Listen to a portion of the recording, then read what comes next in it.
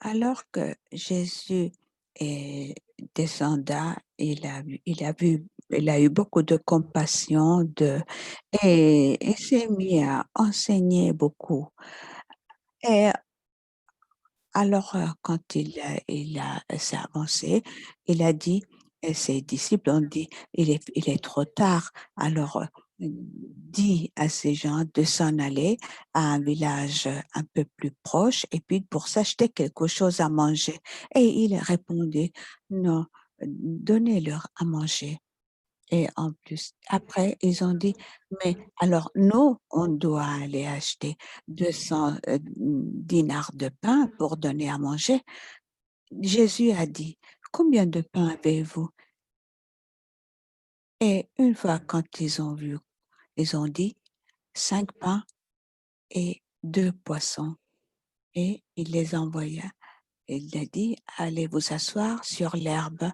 Et ils se mettent en groupe, en levant les yeux au ciel. Il a pris les 5 pains et les 2 poissons. Il prononça la bénédiction. Il partagea le pain et le donna aux disciples pour les distribuer. Ainsi, il a partagé les 2 poissons entre tous et 2 paniers pleins de pain et de poissons. Ils ont, ils ont pris 12 paniers. Ceux qui avaient mangé, c'était 5000 personnes.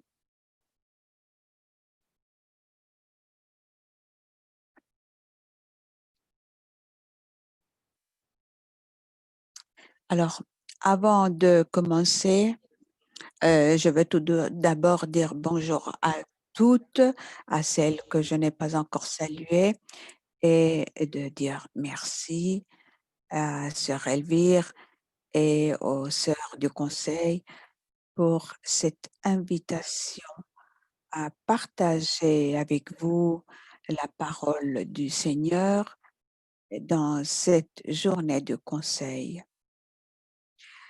Euh, Quand Marie de Rosario m'a commenté quel était le texte à partager et, et ma question était, alors, qu'est-ce que moi je peux apporter de nouveau et à propos d'un texte si connu, si médité et dans beaucoup d'occasions. Et donc, c'est pour ça que je veux demander à l'esprit, à cet esprit que Jésus, dans l'évangile de Jean, dit qu'il va nous rappeler tous et, et dans le sens que de, de mettre à jour cette parole, ce mot prononcé par Jésus et dans un moment et dans un contexte déterminé. C'est la parole qu'on trouve aujourd'hui dans une situation nouvelle, dans des changements dans notre époque. Et donc, je demande pour vous et pour moi l'assistance de cet esprit afin soit, on soit tous rappelés.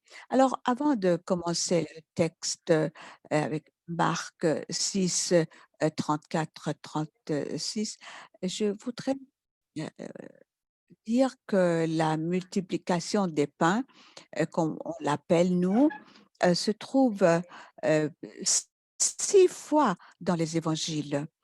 Et ce qui nous parle de l'importance de la mémoire de cet événement pour les premières communautés chrétiennes et surtout de l'importance de du sens de cette histoire. Et dans l'évangile de Marc, nous, je voudrais juste situer le texte. Nous trouvons deux multiplications des pains. La première fois dans un territoire juif et la deuxième dans un territoire païen. Et Et juste dans les deux textes, au milieu de ces deux histoires, nous avons l'épisode de la femme syrophénicienne qui va voir Jésus pour demander la guérison, d'être sauvée, de le sauvetage pour sa fille malade. Et face à la réponse de Jésus sur la question à qui il faut donner le pain des enfants, elle réclame, euh, même si ce sont des miettes de ce pain, et elle obtient le pain des enfants. Ça veut dire que c'est le don du salut. Je crois que ce contexte littéraire nous donne un contexte où Marc va nous amener, c'est-à-dire le thème du pain. Et on le voit répéter de façon assez, hem, disons, hem, tant de fois on le voit dans ce chapitre, et après ce thème a été repris dans l'institution de l'Eucharistie. Alors, quand on commence à lire ce texte pour préparer ce moment de réflexion, la première question que je me suis faite, c'est le leadership, pourquoi? Et après, en avançant un peu dans le texte, le leadership, de quelle manière? Comment? Et Jésus, il, il veut se retirer avec ses disciples, il veut se reposer, et il veut approfondir la formation des 12. Mais les gens le suivent, et alors qu'il débarque, alors, il y avait déjà toute une foule qui l'attendait de l'autre côté, et le texte dit que Jésus vit une grande foule et fut ému, de compassion pour cette foule, parce qu'ils étaient comme des brebis sans berger, et il enseignait depuis longtemps. Et donc cela est, c'est la situation de la population. Et dès le commencement de l'Évangile, Marc parle d'un peuple malade, d'un peuple qui a faim, d'un peuple exclu, abandonné, et qui marche continuellement à la recherche de Jésus, à la recherche de la vie. Et si nous don- donnons un peu nous posons notre attention, la question de la faim, on peut l'apprécier, on peut le traduire dans la répétition des mots manger et pain.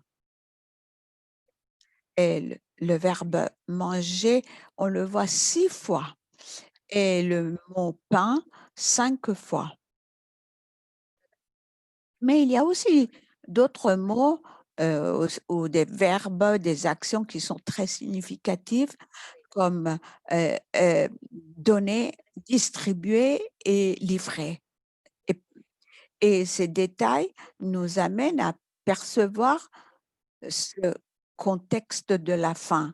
Et ce contexte de la faim est enraciné dans un manque de distribution, dans un manque de partage du pain, Marc nous dit. C'est C'était la situation des gens, heu, probablement de la plupart des gens au 1er siècle, et cette situation nous laisse voir l'oppression économique, sociale dans laquelle, se trouvaient ces gens-là. Et ça, c'est un peu le contexte, dans laquelle la bonne nouvelle de Jésus-Christ, selon, Marc, avait été écrite. face à cette situation que Marc présente le projet de vie de Jésus. Le Christ est le Fils de Dieu. Et le texte nous dit que Jésus éprouve de la compassion et ce n'est pas une affection purement humaine. Dans l'Ancien Testament, la compassion est une propriété de Dieu.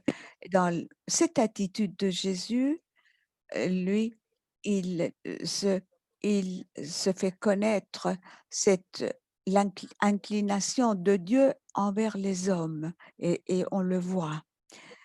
Et il y a aussi une autre indication très importante dans le texte.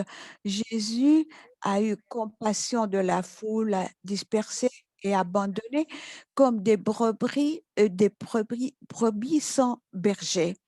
Cette phrase nous souligne l'absence de leadership qui promeut la vie des pauvres et avec les pauvres. Les communautés chrétiennes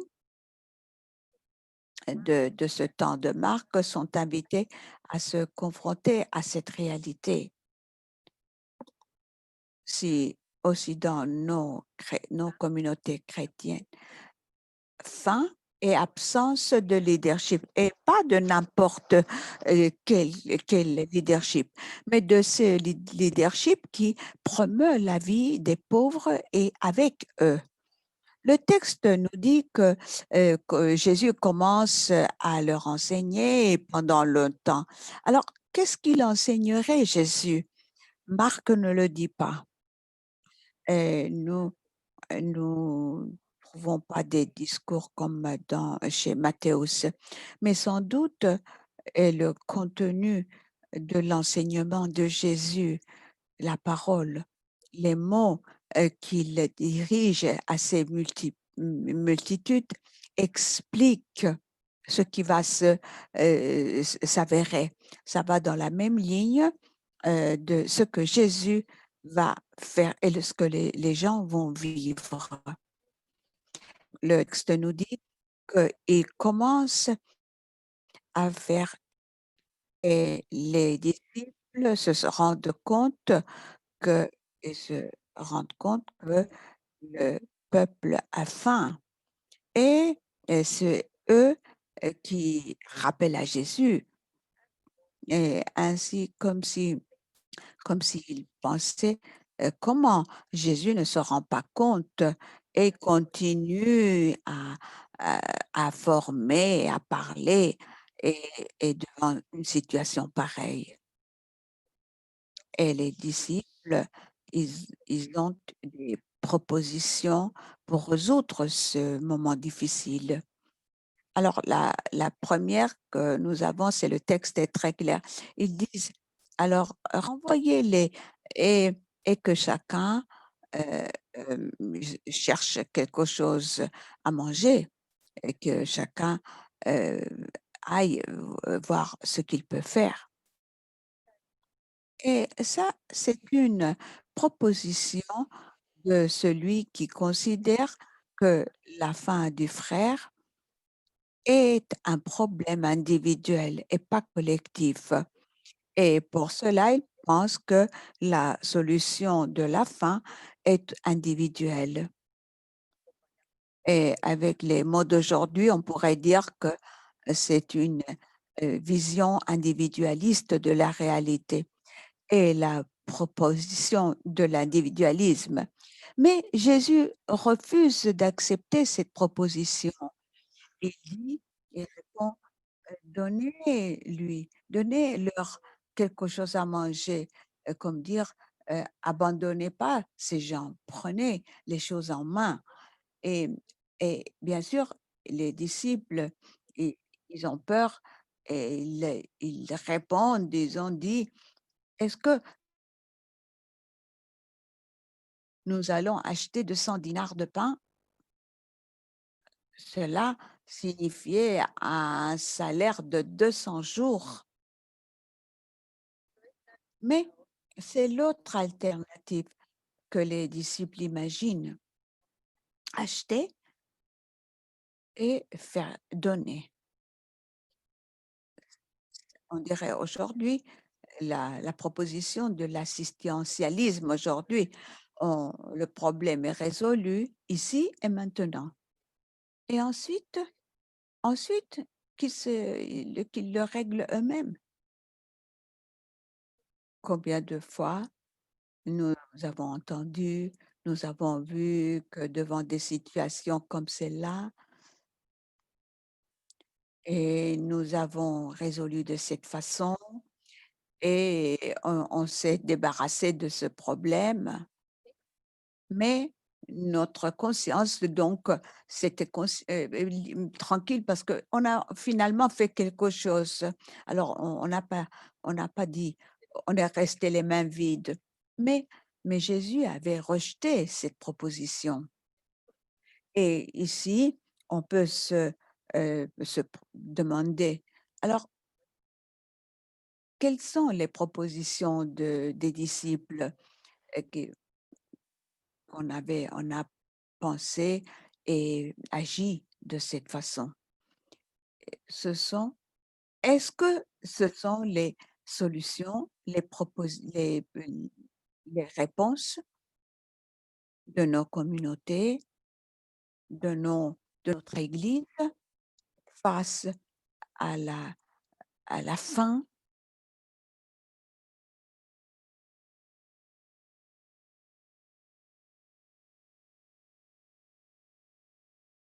Alors, si Jésus rejette ces propositions de ses disciples, alors quelle est la proposition à lui?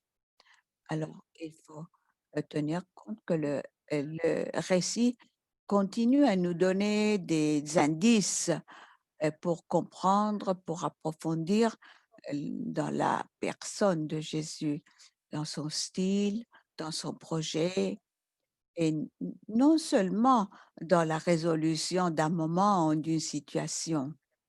À la première proposition de l'individualisme, la réponse de Jésus est claire et concrète et exigeante.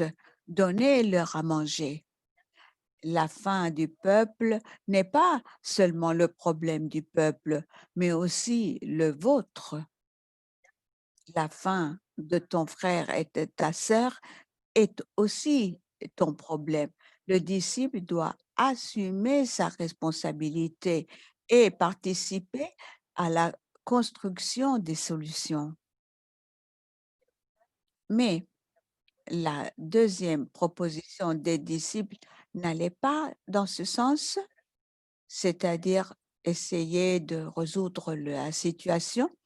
Et Jésus l'a aussi également rejeté. Alors Jésus, qu'est-ce qu'il veut? Il leur dit clairement, vous, vous l'avez, la solution. Allez voir combien vous avez. Ce n'est pas une question de peut-être, c'est une affirmation de Jésus. Vous l'avez. Jésus les envoie regarder chez les leurs pour enlever euh, ce que nous avions gardé, ce que nous avions sauvé et ce que nous avions gardé. euh, Et, et en regardant chez les leurs, ils ont trouvé 5 pains et 2 poissons. C'est pas beaucoup. Certainement, c'est pas beaucoup. Et, et, et ce n'est pas beaucoup ce que les gens ont.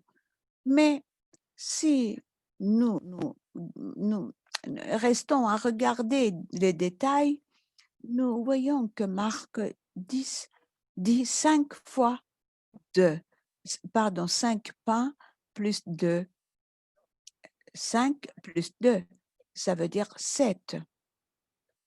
Et ce que nous avons, est-il beaucoup ou est-ce que c'est la plénitude? Est-ce que c'est suffisant? Et si nous avons 7, pourquoi nous avons faim? Et ici, non seulement nous parlons de la faim matérielle, c'est parce que Peut-être que nous et les mêmes personnes, nous sommes tombés et nous avons cru à la proposition de l'individualisme. Est-ce que c'est ce que 7 est divisé, 5 et 2? Nous avons tous et toutes, même si c'est un peu, nous avons. Mais, mais ce n'est pas le nôtre, ce n'est pas, c'est, c'est le mien ou celui de mon groupe, c'est ma sécurité. Laissons l'autre voir comment on peut se débrouiller. Il est important de voir et souligner que les solutions que les disciples cherchent et ce qu'ils le font sont en dehors du peuple ou qu'elles viennent de ces personnes, des disciples pour le peuple. Jésus, en revanche, ne cherche pas de solution à l'extérieur, mais à l'intérieur du peuple et à partir du peuple, à partir des gens.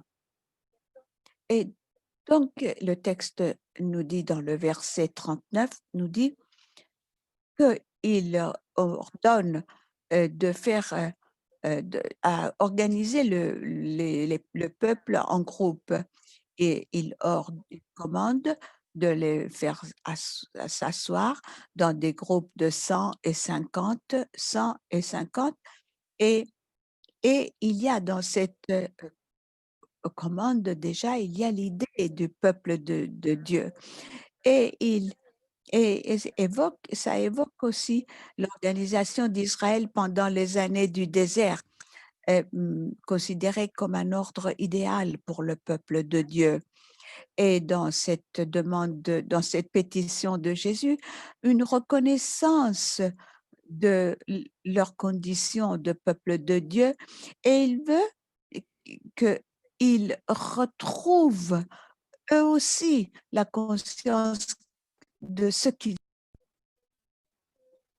récupèrent, leur capacité parce que la vie de ces gens est, est et subsiste où il y a des liens, où il y a la communion, où il y a de la fraternité.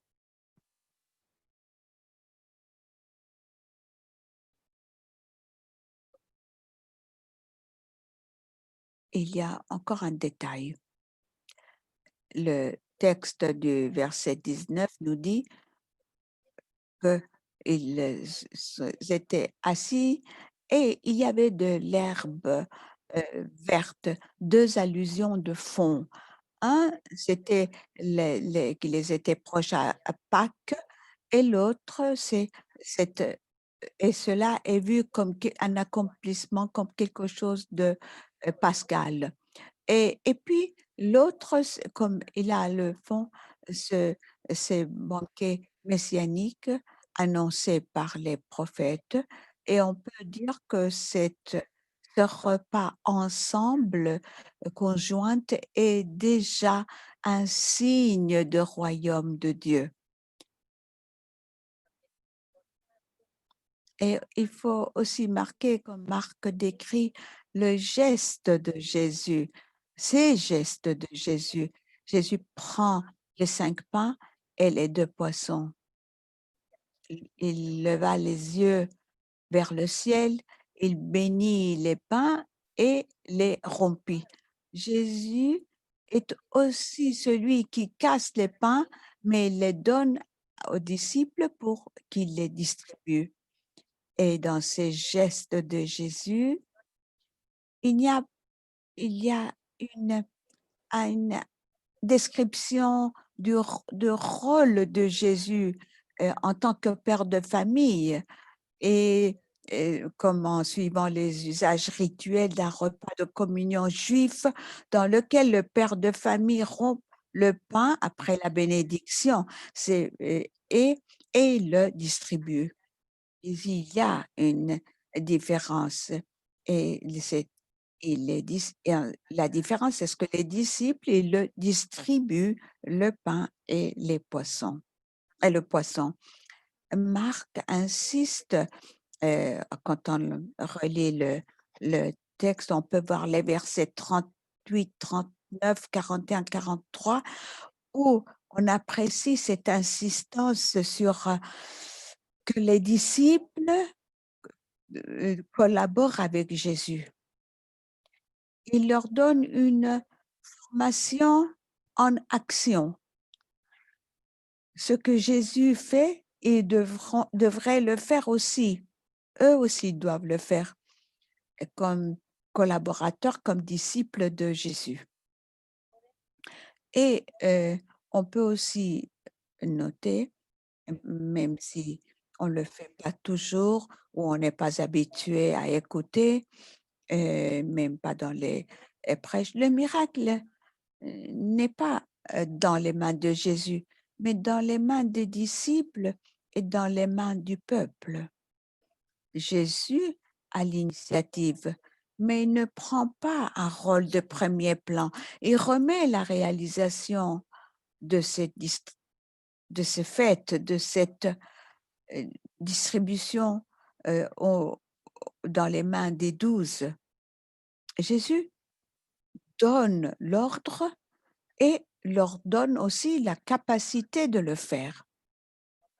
Jésus n'apparaît pas comme un magicien qui tire des lapins d'un chapeau et et en faisant des merveilles, euh, comme on peut se voir devant un miracle, mais il enseigne à partager et à distribuer afin que le peuple puisse avoir confiance en Jésus. Non, il ne il ne fait pas des miracles extraordinaires, mais avec le miracle quotidien du partage. Jésus, il est, euh, il est, il ne veut pas se faire responsable de la solution, mais au nom de Dieu, il nous invite à assumer notre responsabilité sur notre vie et aussi sur la vie des autres. Jésus projette une nouvelle situation soutenue par le don et par le partage. Et on peut se demander, est-ce là le miracle, peut-on se demander, qui nous, qui nous invite à faire? Nous, nous,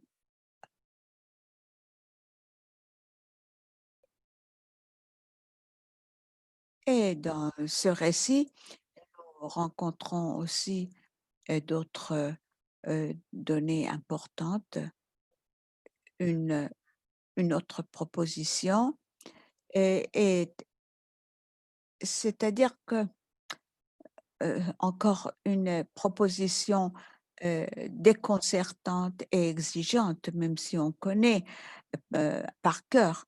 Et euh, pas- on peut comparer le verset 44 de ce paragraphe a- avec le chapitre 14 et 22 dans l'institution de l'Eucharistie, et on voit la ressemblance est assez grande. Les paroles et les actes de Jésus sont pratiquement les mêmes.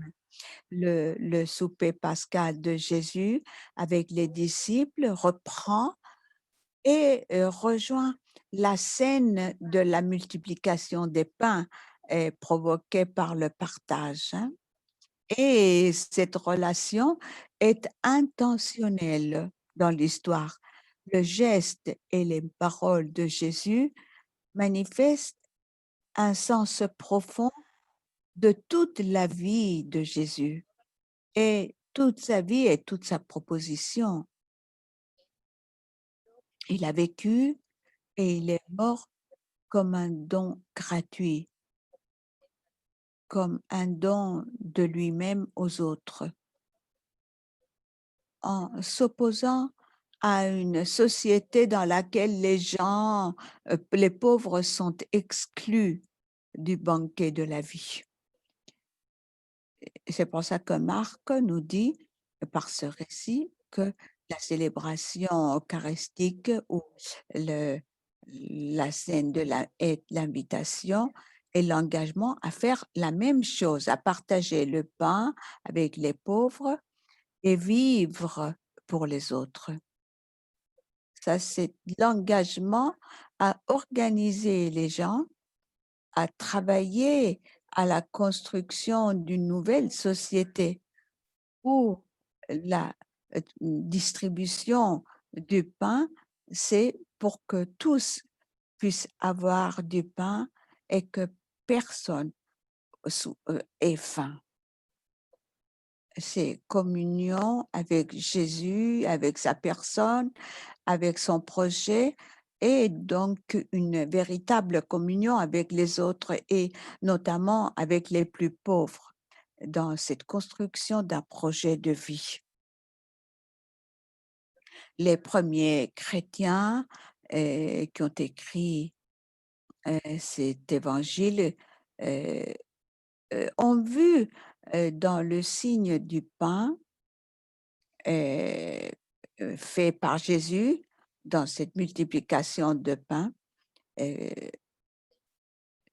c'est pour ça que je vous ai dit, il y avait 6 fois dans les évangiles, ils voyaient quelque chose d'extrêmement important pour notre vie chrétienne dans la manière dont les 4 évangélistes le racontent et dans les différents textes que, que, que on voit ces textes qui s'articulent autour de ce thème du pain.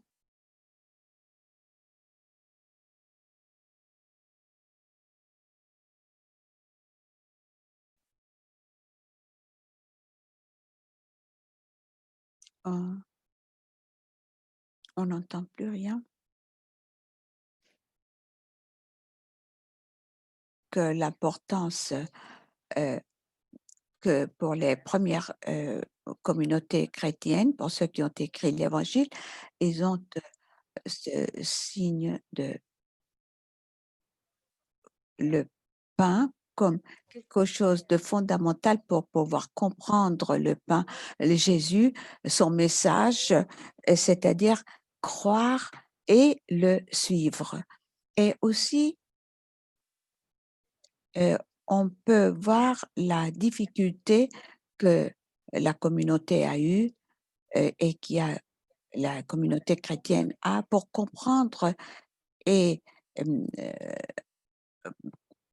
et mettre en pratique le pain partagé. Si nous suivons en lisant l'évangile de Marc, nous allons voir que à un certain moment, les disciples, ils discutaient et qu'ils n'avaient pas compris cette question du pain. Et immédiatement après ce texte, on peut le voir. Cela indique aussi la difficulté euh, de génération pour comprendre la, la profondeur de ce signe. On peut se demander à qui, si quelquefois on s'est senti surpris, questionné et pour cette pratique de Jésus, si la pratique de Jésus nous a fait changer, ou bien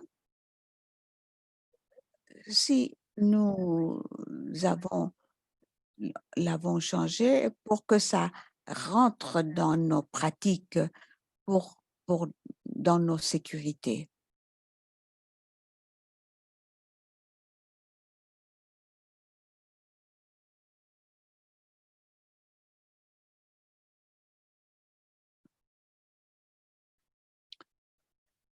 Nous voyons quelque chose de ce texte qui est un peu euh, mise à jour par rapport à aujourd'hui. Et il y a beaucoup de points de contact dans ce texte avec notre monde d'aujourd'hui, surtout si nous pensons aujourd'hui au thème de la faim, de, du manque du partage et aussi de l'absence des leaders pour la vie, la vie euh, des gens ensemble. Je ne sais pas si euh, vous allez avoir des moments, il faut, ouais, je ne sais pas si vous avez déjà analysé ces différentes réalités dans lesquelles nos entités sont, sont en train euh, d'en parler. Je ne vais pas faire de commentaires, mais que je vous dis, on peut trouver des points de contact et, et, et en essayant de me répondre à moi-même à la question leadership, pourquoi? Et c'est pour ça que j'ai pensé quand j'ai lu ce texte et Et je vois qu'il y a un horizon immédiat. Et cet horizon immédiat, c'est la mission, la prédication, la construction du bien commun, comme, le rappellent nos lois, notre forme de vie.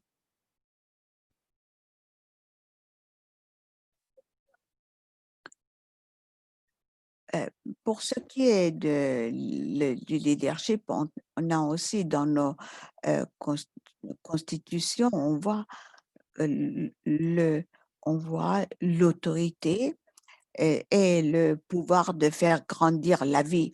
Et là, il y a un point en commun avec le texte, c'est-à-dire de faire accroître la vie, les sémences de vie qui sont en chaque sœur, en chaque frère, en chaque réalité.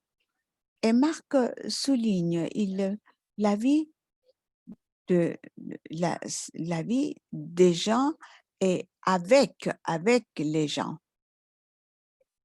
Le modèle de leadership dans lequel Jésus essaie de former les 12 et le peuple, nous, on l'appelle co-responsabilité, circularité, une façon de faire circuler la vie entre nous,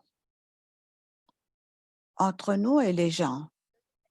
Aujourd'hui, dans l'Église, ce modèle est appelé, euh, c'est un nom qu'il a, un nom s'appelle synodalité. Il s'appelle comme ça. Et, et même si c'est une expression ancienne, et ça sonne un peu à quelque chose de nouveau, comme on peut changer le nom de circularité, de co-responsabilité. Mais cependant, ce mot a quelques significations, quelques connotations intéressantes parce qu'il parle de de ce nous être ensemble. Être ensemble en vertu de de laquelle on parle des croyants, évidemment de l'Église. Nous, nous faisons un chemin, un voyage, un chemin, un parcours ensemble. Et, et, et cela signifie aussi présider la fraternité. Il indique un trajet ensemble. Il est important de garder cette expression de synodalité, euh, de le garder à l'esprit. Et cette dimension, le pape parle d'une dimension constitutive de l'Église. Et cela implique des accomplissements et des processus synodaux qui sont qui ont pour centre l'exercice du discernement. Par exemple, ce conseil élargi. Ce conseil élargi est un accomplissement synodal et cela implique aussi des structures synodales, comme peuvent être, par exemple, nos provinces, nos délégations, nos commissions, nos équipes. Et d'une manière particulière, il implique aussi des dispositions ou attitudes synodales. Euh, le texte ou le document de la Commission théologique internationale qui parle de la synodalité dans la vie et la mission de l'Église et il énumère aussi nombre de dispositions et, liées à l'Eucharistie au sens profond de l'Eucharistie. Et quelques-uns de ces attitudes, c'est l'écoute commune de la parole, et puis l'accueil réciproque, l'écoute mutuelle, l'humilité, et, et,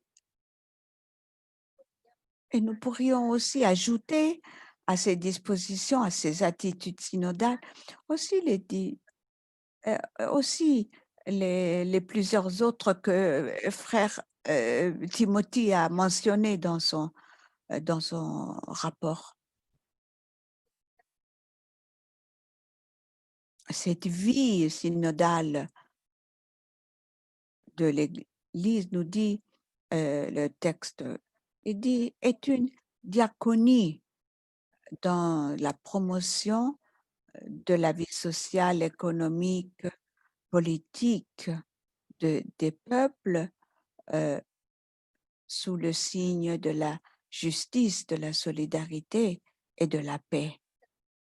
Et dans cette rencontre aussi le contact avec les éléments de notre charisme. Et ici, je me demanderai donc notre plénitude, notre set. Et, et quel est notre set? Sans doute, chacune d'entre nous a beaucoup de dons et de talents et, et probablement dans notre temps de silence, nous pouvons, un peu comme Jésus nous demande d'aller les vérifier et nous demander. Et aussi, chaque entité de la congrégation là, il faut le connaître, il faut l'évaluer. Mais comme congrégation, en tant que congrégation, euh, on peut identifier notre plénitude, notre numéro 7. Moi, je voudrais simplement mentionner deux parce qu'ils ont à quoi faire avec le thème du conseil élargi. Et, et le frère Timothy nous a dit que notre Dominique nous a laissé rien d'écrit, mais il nous a laissé une spiritualité de gouvernement. Dominique nous a laissé. Alors, moi, je me demandais, à la lumière de ce texte biblique, est-ce qu'on peut dire que c'est notre marque de naissance, cette spiritualité de gouvernement? Pourquoi ça continue à être 5 plus 2 et pas 7?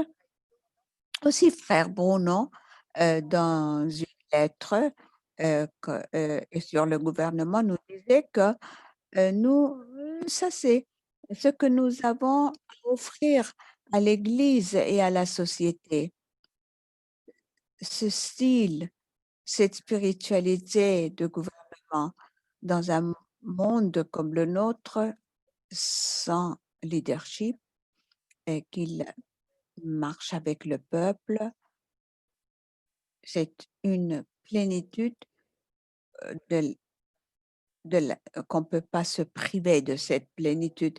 D'autre part, euh, il identifiait aussi un don reçu il y a quelques années. Et c'est constitutif parce qu'il nous a rendu neuve. Et c'est le don de l'unité, c'est-à-dire le don de la réunification. Et que nous pouvons dire, et, et il nous a, on peut dire, nous a donné euh, et a renouvelé notre fraternité. Il a un peu purifié notre fraternité. Et un autre thème clé euh, dans le texte évangélique, comme on disait, c'est cette connexion avec la multiplication des pains, avec l'institution de l'Eucharistie, avec le don de l'Eucharistie, un geste prophétique de ce don de soi-même de Jésus. Il C'est un geste par lequel il, il scelle un peu une nouvelle alliance, le geste de Jésus, de sa vie et de sa proposition. Et je pensais donc qu'en ce temps de pandémie et que nous avons vu, vraiment, on s'est vu limité par dans la participation physique, disons, euh, à la célébration eucharistique. Et nous, on a, nous avons essayé nous avons réussi à travers la télévision, les réseaux sociaux, à prendre part à des célébrations, même dans nos maisons. Mais on a quand même, euh, je sentais que il y avait quand même un peu un risque de rester dans cette de rester un peu derrière l'écran, mais comme si on avait un peu ce rythme et on avait un peu vidé le contenu profond du rite. Et moi, j'ai vu dans ce que le pape François a écrit dans ses discours, dans ses écrits, dans ses homélies, des invitations. Il nous a appelés à des interpellations. Il a dit que la répétition de la parole comme un pacte, à une alliance. Et moi, je me demandais pourquoi il insistait, le pape, dans cette expression de pacte éducatif ou de cette alliance. Il parle il dit de signer un pacte culturel, une alliance éducative globale pour faire face à cette crise éducative et dit qu'il s'agit d'un accord pour vivre ensemble, mais d'un accord euh, euh, pour euh, valoriser l'unicité de chaque personne qui respecte, qui assume les diverses visions des différentes cultures ou modes de vie dans le monde, un pacte qui puisse faire émerger une diversité réconciliée. Et ça me semblait assez fort. Dans Laudato aussi, il parle d'une alliance entre l'humanité et l'environnement pour guérir et sauver notre maison commune.